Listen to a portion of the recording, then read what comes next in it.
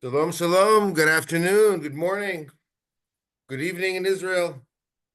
Jay Shofet here with a regular in our series of webinars on nature in Israel, nature challenges, nature's beauty, nature's wonders. I have an incredible webinar for you today. We'll be over the next hour talking to and seeing the work of Yuval Dax. He's a birder with SPNI. I'll introduce him in just a minute. Let people get on. Oh, over 100 people already here. As people join, say hello in the chat, please. Hi from Vancouver. I myself, Jay Shofet, usually is in Tel Aviv, coming to you from my house in the evening, but it's now a lovely afternoon here in Durham, North Carolina, where I'm visiting. I'm visiting our board chair, Jonathan Silverman, who recently moved here, the board chair of Nature Israel, American Friends of the Society for the Protection of Nature Israel. So great to see you all from places near and far. Let us know where you're from. If you have questions for Yuval during the webinar, please put them in the Q&A. If you put them in the chat, we'll try to find you as well. Wow, I'm from Norway and Ohio and New York and Great Neck and a lot of New Yorkers here from Pennsylvania and Seattle and wow, Toronto, of course. Great to see everybody from Michigan and points in Beersheba and San Francisco. Appreciate everybody being here.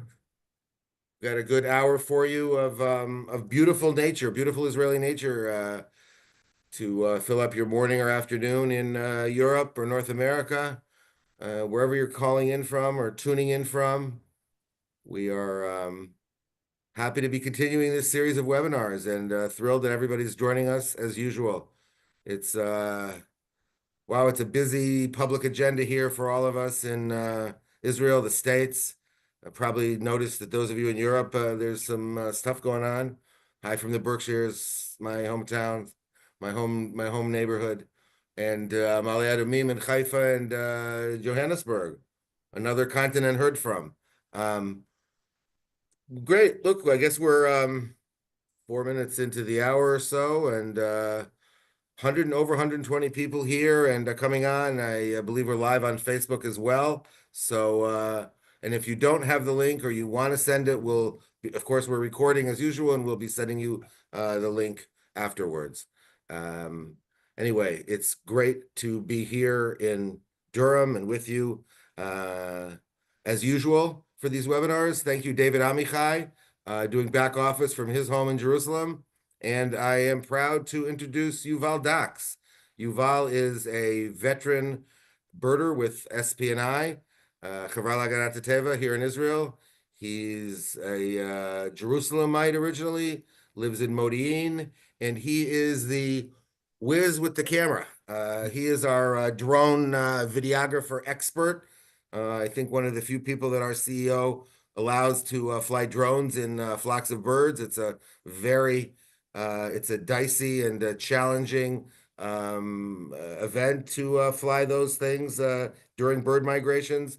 Yuval is an expert at it. Anytime we need anything filmed or photographed, he's on it, and not just us in the Chevra, but as you'll be learning about today, the BBC and the top nature documentarians that we have in the world are also taking advantage of Yuval's services, his expertise, his eye for birding, and really his technical expertise in this whole art of bird photography and videography. So Yuval, thank you very much. Great to have you here, and we're looking forward to a good webinar. And looking forward to what you have to say and to see what you have to show us. Thanks a lot, Jay and David. Let's dive straight into it.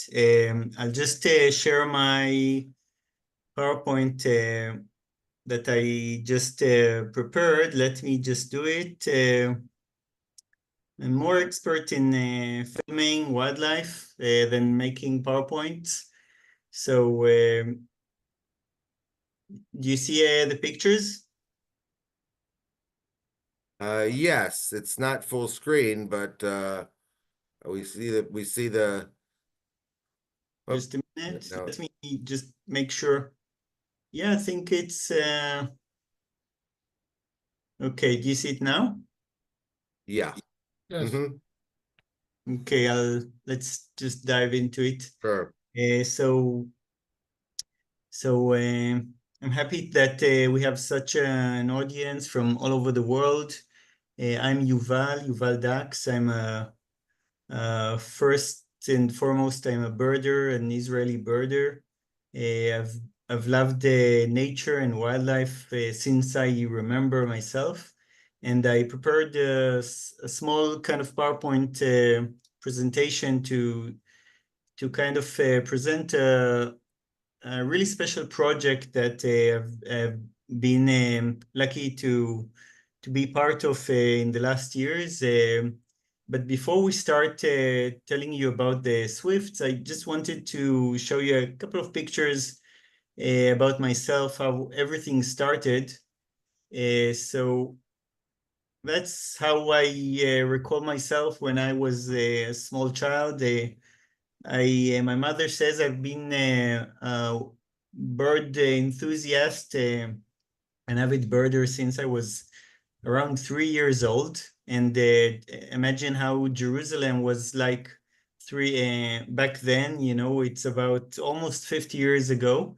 So I've been I've been around in the last tens of years, and I was carrying heavy binoculars back then, and that's how I became familiar with the wildlife of Jerusalem. You can see the stone walls of Jerusalem when the city was surrounded by hills. There was nothing. There was so much nature around, and not so many neighborhoods like today. And jumping forward a couple of tens of years later, I found myself becoming not only a bird watcher, but also a wildlife filmmaker. Many people ask, what is there to film in Israel? There's nothing to film. You know, people think that wildlife starts in Israel, in the airport on the way to Africa. But in fact, we are an amazing country for wildlife. And my connection with the Swifts starts about 15 years ago, when I was lucky to join a special person, Amnon Han. We'll see him later. I was doing research about Swifts, bird ringing, and filming. I started documenting Swifts around 15 years ago. You know, back then, people thought the Swifts are a kind of a pest in the city. There were so many of them, and they were so noisy in the city in summer in Israel. Nobody paid any attention to them. Uh, but then I started to understand what a fascinating bird the Swift is. Um, I want to show you, to jump forward, to show you a little bit of the film I've done with the BBC, and we'll get back to this film in the end of the webinar. I'll just play a little bit of the film just now. Let's have a look. Okay, just going back to our PowerPoint show. Jade, do you see the PowerPoint show presentation? Yes, we see. So that was a kind of a tiny bit of the project, the BBC project. You could hear the David Attenborough sound and the special music of Hans Zimmer. But before we look at the product, the movie, I want to give you a small introduction about the Swifts and the Swifts in Jerusalem. I got to know about the Swifts in Jerusalem when I got to know Amnon Han. He's part of the audience today. Amnon Han is an amazing person. He's a bird enthusiast, which decided to build nest boxes to swifts in order to try and help them find the nesting places in the cities. And we'll hear about this project later on.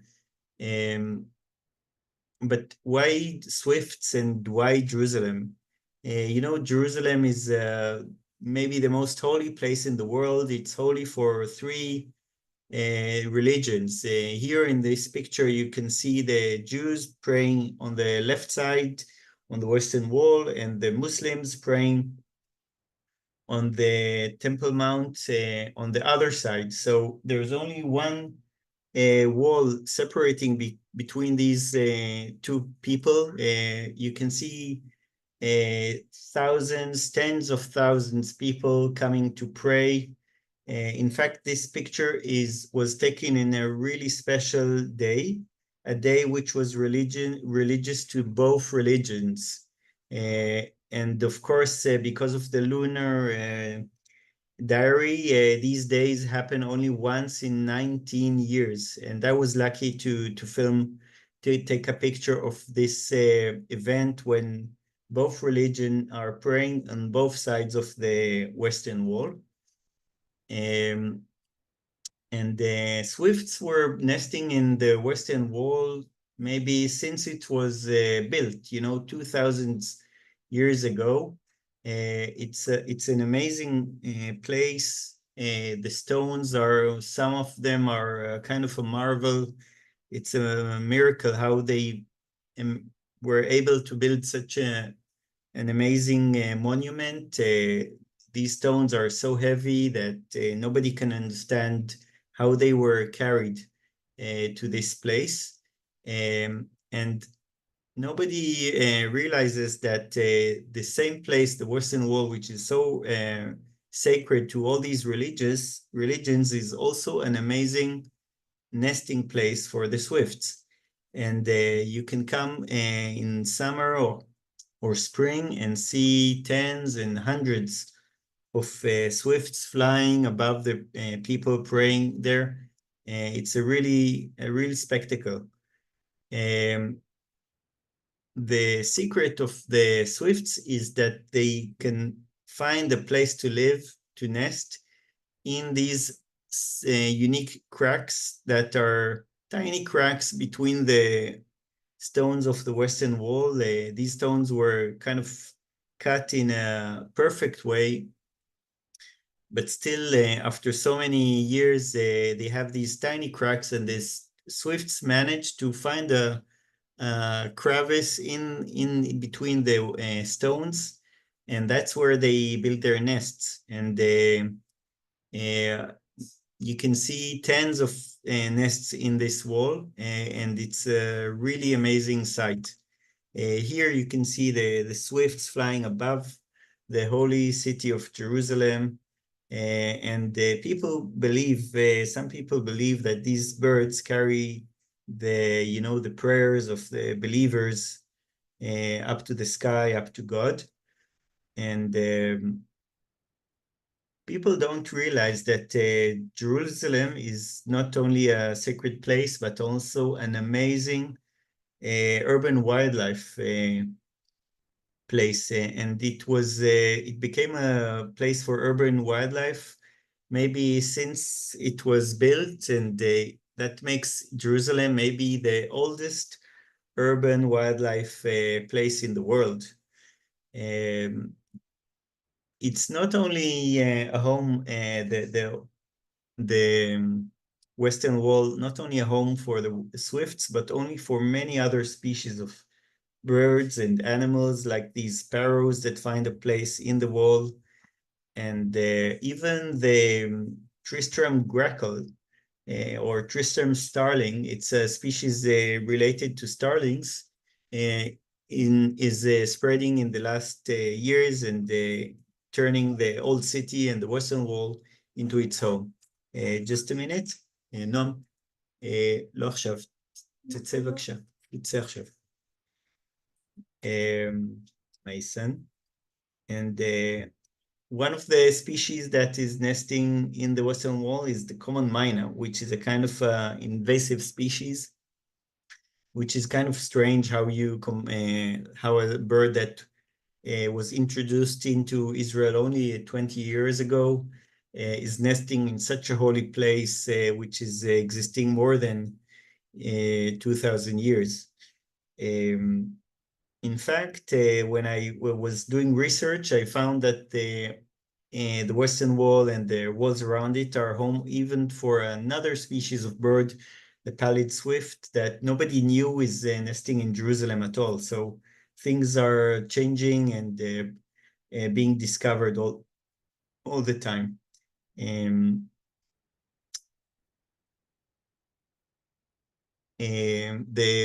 The unique thing about the Western Wall is that it's kind of active day and night. Not only in day, the birds are active not only in day. You see the sunrise over the old city of Jerusalem with the old city walls and the Temple Mount and Mount Scopus in the background. But when the city goes to sleep, the birds are still awake. You call Jerusalem the city of lights, and you can understand why they call it such the city of lights. It is beautifully lit, even in the evening and at night. You can see the Western Wall and the city walls. That's a view from the south. And the swifts, in fact, wake up at night and they become active even at night when people are asleep. And it's a really strange phenomena because the swift is a daytime bird. It's diurnal, but the strong lights on the Western Wall, in fact, enable the swifts to become active 24 hours a day. So even when it's dark, you can see these birds flying. And in fact, the religious people praying, when asked them about the swifts, they were sure these birds are bats because they see them active at night. So they thought the things flying above them are bats, but in fact, these were the same swifts that can become active at night because of the strong lights in the Western Wall.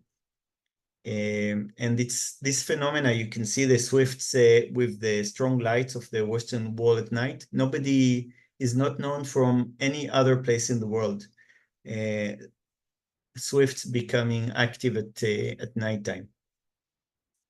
So before working for this BBC team, I had to do a small research to find where the swifts are living. And I started exploring the walls around the old city, and I realized that this wall is an amazing spot for birds. And I started marking all the swift nests. In fact, I realized it's a whole ecosystem in the wall. And when I did a more thorough research, Amnon showed me that a really special person called Ulrich Tigges did the research many years before, and he found even more nests in the old city. So when I came and did my research, in fact, I found less nests that existed in the past. Here you can see Ulrich with the rabbi of the Western Wall in a kind of a ceremony celebrating the arrival of the swifts. And this is the first BBC team that came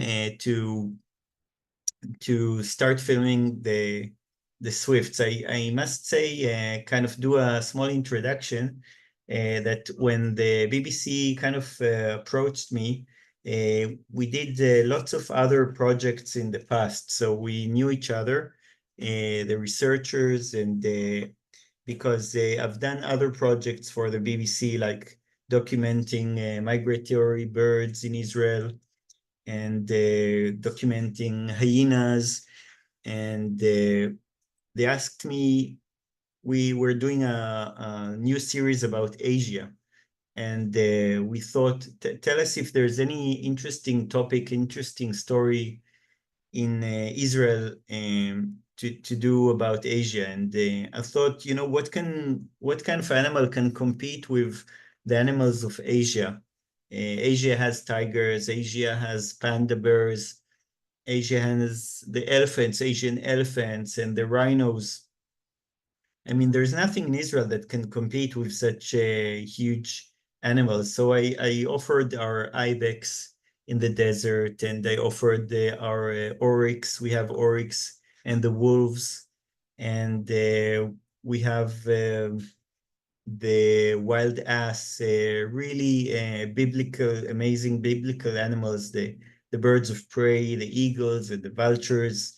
These are our Bible beasts we have in Israel. And when I started listing all these animals, you know, the researcher looked a little bit bored, but when I mentioned the swifts in the Western Wall, he kind of suddenly got excited, and eventually he told me we're going to go for the swifts. So this is how this project started. And the first team that came, you see they started mounting their equipment and filming in the Western Wall. And one of the filmmakers even put a yarmulke, how do you call it, to become like more to become one of the people there, because they really looked like a little bit strange for the believers coming to pray. And definitely they had some kind of they faced some challenges. The team coming to Israel, that was a very a period which with a little bit tense times, and but they still insisted of coming to Jerusalem. And one of the challenges was to try and film the swifts inside the crevices. When this BBC team asked me to, can we film the birds, the swifts, from inside the walls of the Western Wall? Can we put a small camera inside the stones? I told them, of course you cannot. This is a totally holy place. And they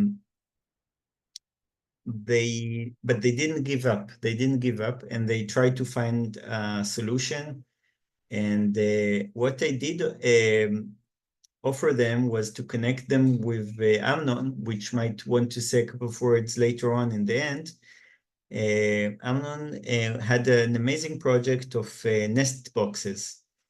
And the solution the BBC team found, this is one of Amnon's swifts in a nest box. And Amnon is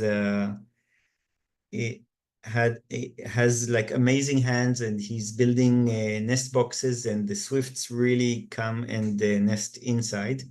The nest boxes are located in Tel Aviv, not too far from Jerusalem. And the solution the BBC team found was to try and create a small Western Wall inside the nest boxes. And how can you make a Western Wall appearance from inside a regular nest box where the swift is nesting? What the solution they found was to create like a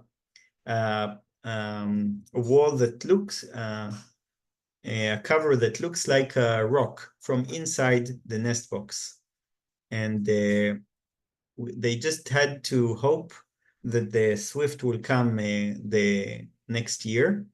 And they even added the cameras, and they Amnon managed to make the cameras become controlled even from abroad. The cameras were connected to the web, and everyone could see the swift nesting inside the box, even from Bristol in Britain. And of course, it sounds easy, but it took 2 years to make it succeed, thanks to Amnon. And this was one of the challenges. Another dilemma in this project was what happens if you find a swift that falls from the nest. You know, the swift is a really special bird that is very weak when it flies out of the nest in the first day. The special shape of the wings doesn't allow the swift to fly upwards. It has to first dive, gain speed, and then start gaining speed and height. And some of the birds jump too early when they are not strong enough, fall on the ground. And this was one of the birds that I picked from the ground. It fell and was crawling between the believers in the Western Wall. My dilemma was, should I let it die? Because this is how nature works. You know, you shouldn't do anything. You shouldn't be part of nature. This is life. You know, if it's too weak, just let it die. But knowing that we have a special place in Israel that has a really special solution for swifts. Here you can see what a special bird the swift is. It has huge eyes, a huge beak. You know, it can open its beak to catch insects while flying. And all of the shape of this bird is very aerodynamic. That's why it has such a strange head.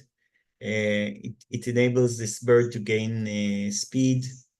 And in fact, this bird lives and sleeps in the sky. It sleeps in the sky, never goes down, only for nesting.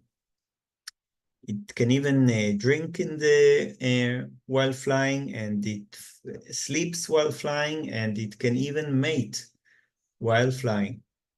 The solution I found for this swift, which was just a young swift that needed to gain strength, was to bring it to a special hospital in Israel. We have a wildlife hospital, and this wildlife hospital has a special room which is specializing only in feeding swifts. This is one of Amnon's initiatives that he started, and the swifts need a special food, special insects, special care. They're not like any other animal. We have the only wildlife rescue hospital, I think, in the Middle East. And inside this wildlife hospital, we have one of the only swift hospitals in the world. So these volunteers and workers of the Swift Hospital take care of the Swift, and they even give him personal training of flight. They check how strong this bird is every day, and when it's strong enough, they will release it back to nature. And in fact, when it got strong enough, they called me and say, please come, you have to release it back where you found it. And I just released it back in the Western Wall.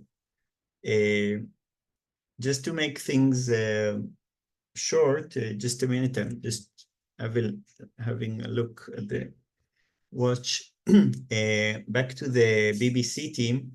They came a year later, and this project became the most expensive project of all the series of Asia. They really fell in love with the swifts, and in spite it being such a tiny bird, a tiny black bird, they invested so much that they brought the best equipment and the best people to try document this amazing bird. Here you can see the best wildlife bird filmmaker in the world, Barry Britton. He's one of the most famous cinematographers of the BBC. And if you remember any BBC famous scene of eagles, peregrines, birds in the sky, he's probably the one who was filming it. He's got like a career of 50 years of filmmaking, and he brought the best camera, slow motion camera. The reason is that the Swift is flying so fast that you need the best camera to manage to catch it. And my part was to film the Swifts from the air. So I was kind of chasing the Swifts with the drone and getting special angles. Here you can see the work in progress. Trying to catch a Swift flying is not so easy as you think. We tried every possible angle, and my part was to do all the logistics and the filming from the air. And the logistics in the Western Wall are extremely complicated because every part of the Western Wall is kind of handled by a different authority. You have at least 3 or 4 authorities. One of them is the kind of police, and if you want to stand at the roof, you have to contact the police. One of them is another foundation that they have another building. So if you want to film from there, you have to contact there. All of the people involved were extremely nice, and when they heard the BBC team is coming, they immediately were very happy to cooperate, and they opened the doors for us. And that was really special to see how people treat the BBC Wildlife production here in Israel. Here you can see the Swift, such a majestic bird. It's like a flying machine, the best flying machine in the world. In fact, one Swift species is considered the fastest bird in the world. It's an extremely fast. It can do maneuvers, amazing maneuvers. It catches the insects in the air, and it's a really special bird. It flies, of course, thousands of kilometers in migration time. It also nests in Britain and Northern Europe. And here you can see part of the team, Sam, trying to catch a Swift in flight. We also wanted to try and catch the Swifts while drinking. So we found a spot, an amazing spot in Jerusalem. It's the Gazelle Valley, belonging to managed by the Society for Protection of Nature. And here suddenly the wildlife filmmakers became happy because they felt back in nature and trying to catch the swifts drinking. And we'll have a look at the final film in a minute to see if they succeeded in catching the swift while flying, while drinking. So another funny story is that this team even came to visit my parents at home, and they ate kaved katzutz. Kaved katzutz is like a special Jewish dish called, it's like chicken liver, and Chopped liver, Yuval. chopped liver. And it's funny because they were always kind of proud to say that in every country where they film wildlife, they eat the most strange food. Like when they were filming wolves in Mongolia, they were eating yak's testicles. because that's the only thing that was there to eat. But when they came and were offered our best Jewish recipe of chopped liver, they were kind of thinking twice, because they're not so used to kind of internal parts, in Britain. So that was funny. And I just want to, before we have a look at the film, the final film, I want to say thank you to the team in Israel. I mean, I wouldn't have been able to do it without our partners. One of them is Amir Balaban. He's depicted here in the upper right part. Amir is the first person who kind of discovered this amazing phenomena. He discovered the phenomena of the swifts in the Western Wall. I mean, the swifts were there for 2,000 years, but nobody noticed them. That's the special thing about nature. Most of the time, you just don't notice what an amazing nature you have really next to you. And that's the special contribution of us filmmakers to kind of point at it and say it's there. And the other person is Amnon Han, which did most of the work. He kind of helped the team make the part inside the nest box, which in fact was the hardest part, and took 2 years to succeed.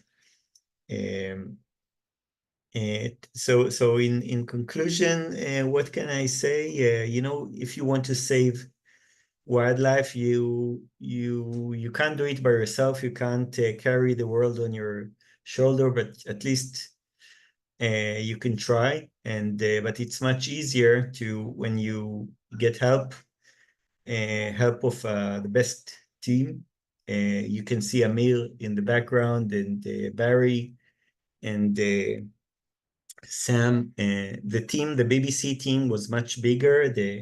There was another producer and more filmmakers that came, and eventually they invested the biggest amount of money in this project, like more than $3 million were invested, I think, just in this making this scene. So I think without further ado, I want to show you the scene itself. It's about 4 minutes, and let's have a look.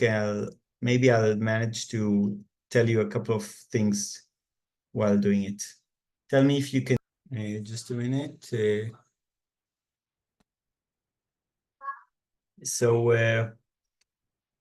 Just a minute.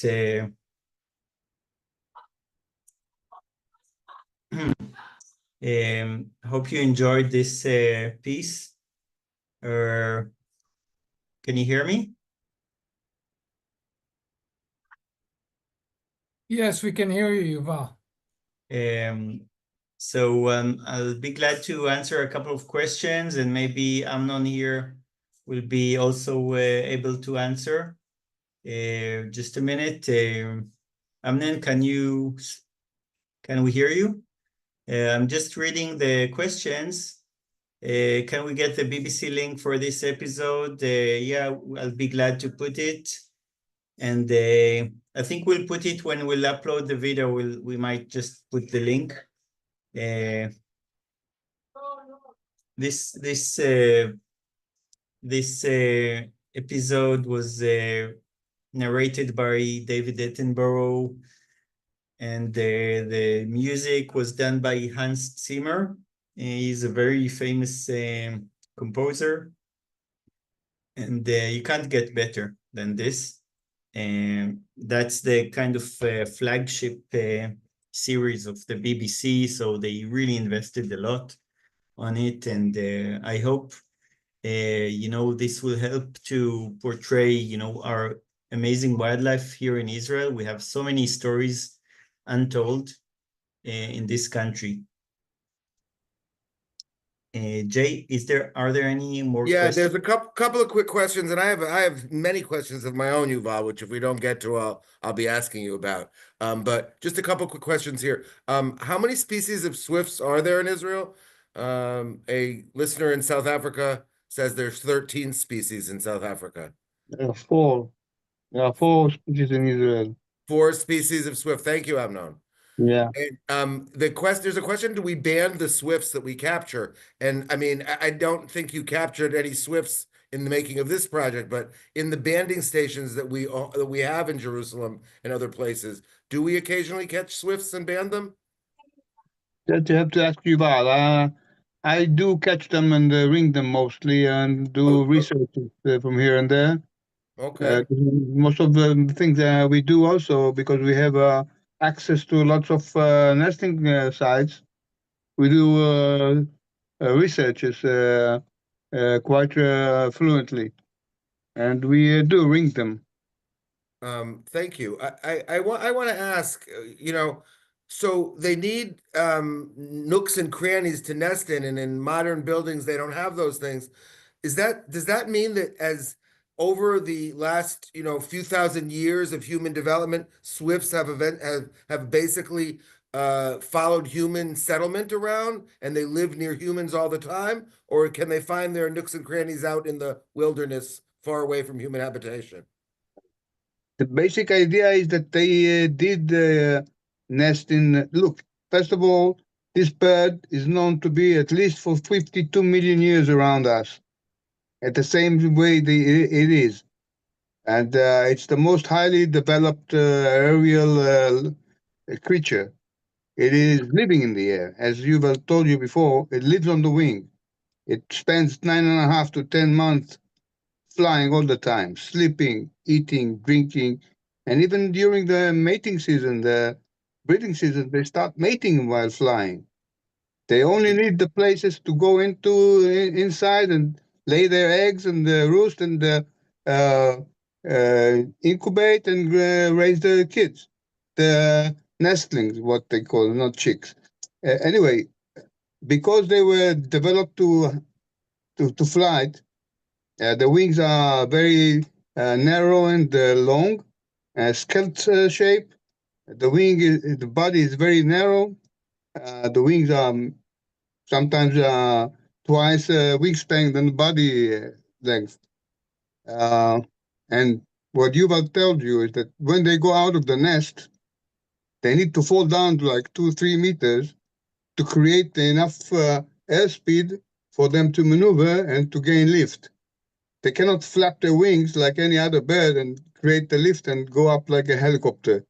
Hmm. That's why also the legs are, how do you call it, paralyzed. They cannot walk on the legs. They just crawl with the fingernails. Oh, This is fascinating. the life of the And bird. and And on the other hand, they make 120 kilometers an hour at straight level flight. And of course, they can go much faster while diving. Fascinating. So the filming, the shots that we saw that looked like they were inside the hotel, you've said, they asked him, you said there was no way they were going to get cameras in there, but it looked like they were living in some sort of space between the actual blocks of the hotel, and then they flew out of the hotel. Was that kind of just faked? In did Amnon, did you create with those boxes like a fake Jerusalem stone, and it looked like they were in the hotel, or how did that work? Let me not refer to this question, okay? Okay. Take it Okay. over. Because I don't know, Yuval said that they weren't allowed to film inside because it's a holy place. I don't, yeah, I'm not sure. Was that a halachic ruling, or and I know, and I do wonder also, like in the building of the hotel, like how big a space do they need? I mean, because it looks like some of these cracks are incredibly tiny. Are they tiny and then they spread out into a larger space behind them? Look, as I told you earlier, because they are not able to make a nest like a normal bird where they pick the parts of a tree and they uh, pull them together and they lay the eggs inside. They need all these crannies to go inside Of course, they catch feathers in the air and they glue them together to make like a whole smaller, how do you call it? A small plate of mainly made of feathers and where they lay the egg in. Uh-huh. So that nestlings, when they pop out of the egg, they will not fall out of the nest bowl. You know what I mean? Yeah, So like a you need a nest. very small space to do it. But the Mhm. problem starts when they do it in a very limited areas, like because they need higher places so that they to go out and start flying out when they go out of the nest. When it comes to the nestlings, when they take off for the maiden flight, they have only one chance. Mhm. It's you have to go out and fly. They're not like other birds, nestlings or chicks that they at the first time they can fly, they go with the parents to the other branch of the tree, and then the next more day they go to the other tree together and they come back to sleep in the nest. When the nestling of the swift goes out of the nest, that's it. For the next Mhm. 2 years, it will always fly if it Wow. can make it out of the nest. The Hmm. problem starts when they start laying the eggs in a very, very small, limited areas. That's why I started making them a more spacey nesting places because the major problem is that they cannot practice if they're fit to fly or not. They have Mhm. this biological character when they go up enough and when they are almost ready to fly, they start making this unique practice, which is called push-ups. They Mhm. lay themselves on the stretched wings, and they start making like push-ups, and the legs are up. And if they make it more than 10 seconds, it's probably that the next morning or this evening they will fly off. Fascinating. Fascinating. Got a couple more questions have come up here about Okay. all the things they do while flying. When you say they eat and drink while flying, that do you just mean that they can scoop up the water and they get insects to fly into their mouth, or can they actually are they actually carrying food with them in some way? Can you repeat? When what do you mean when they eat and drink while flying? Just that their mouths are open and they can scoop water and bird and insects will fly into their mouth, or are they carrying food in any way? You've seen it up pretty good in the clips. They showed you they how they collect the water Yes. from the surface, Uh-huh. the water surface. They open the mouth quite wide, and they touch with the lower beak in the water. They splash the water inside, and that's enough. And they come up. Mm-hmm. And insects, they just keep their mouth open and look for insects as they're Yeah, that's why they are so highly maneuverable because they're always in the air. When they hunt, they just go around and like dizzy flyers, and they just catch the insects all day long. and Have you and, got and how do they any sleep? idea? How do they sleep while flying? This is a part of nature's wonders. They seems to have some kind of uh, a way to separate the brain, the two parts of the brain. One is going to rest, and the other one is staying awake. Oh, Look, they have gained the name in England like devil birds. I don't know if you are familiar with the name, but this has happened just after the Second World War. That the first place they started using radar instruments for civil aviation was in London Airport, and they noticed that in the summer starts, they started noticing all these kind of small dots in the radar screens. They had no idea what it is. They thought it was the Russians making some kind of warfare, electronic warfare, or the Germans are trying to wow. scramble the radar, and they called it devils. Hmm. Then they decided to launch up a balloon with people to watchers to see what's going on above London with all these small dots flying around, and then they saw it's Swift. And then it was the first time humanity realized that swifts are flying and slipping in flying, circling in thermals above dense cities where the heat is coming up, and that's enough for them to maintain flying without flapping their wings, which most of the time when they fly, that's what they do. They flap their wings maybe 7 seconds, and then for a minute they can fly without doing anything. They maintain the speed. They stretch the wings from being like very backwards. They stretch them frontwards and make them straight. They maintain the same lift, even though they lose flight from 120 kilometers an hour to like 80. And then they flap it again, gain again, feed the speed, and continue. Hmm. Yeah, And Yuval, did you want to say something? I'm sorry. No, Yuval, did you have anything else to say to answer that? I just want to ask about the nighttime. There people ask questions again about the nighttime activity. That's because of the 24/7 lighting on the hotel, and it doesn't otherwise harm them. It just makes them active at night. Yes, so first of all, in wildlife, nature, you can't really explain, you can only describe. So it probably is connected to the light. The light enables them to fly, to catch more insects. The lights attract insects at night, so they keep collecting the insects at night from the lights. The lights are, attracting the insects from all around. Insects are attracted to lights. And the swift has a huge kind of sac in its beak, so it kind of just collects more and more flies, and it can collect a huge kind of concentration of insects, and then come back to the nest only once in a couple of hours. It doesn't have to come back every time it catches a tiny fly, but it can come back with like 100 flies concentrated.